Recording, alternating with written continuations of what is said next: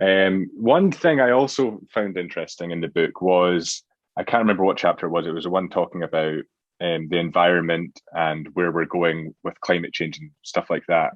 And something I found interesting was where do you think the line can be drawn between futurists' opinions and conspiracy theories?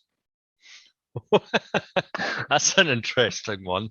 I'm not saying they're the same, but No, I can see why someone might think they're the same because someone might like not quite if someone makes a prediction based on science, it might sound outlandish to someone that doesn't have an understanding in science, and therefore they might call it a conspiracy theory and put that in the same camp as Democrats eat babies or something like that.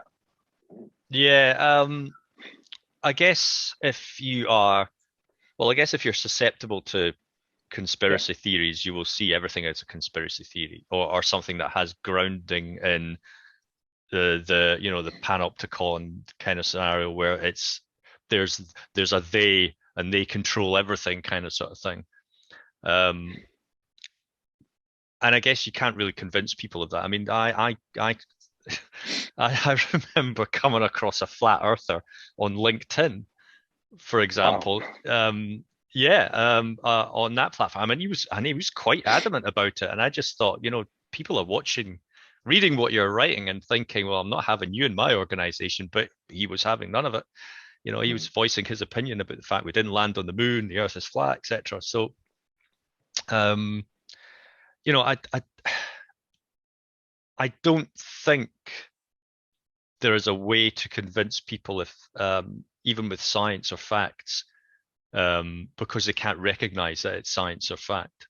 I mean, I could spend a day researching, a small topic, come out with a well thought out theory and a plan for, what I think the future might look like for this particular topic. And then someone will probably go dig around and say, but you found that fact, and that guy was part of the Illuminati, and I read about this on YouTube and stuff like that. So this is all hokum. So I mean, if that's the problem with the internet is that there's a wealth of knowledge out there, but there's also a wealth of misinformation. And for some people, they prefer to believe in the misinformation rather than the knowledge.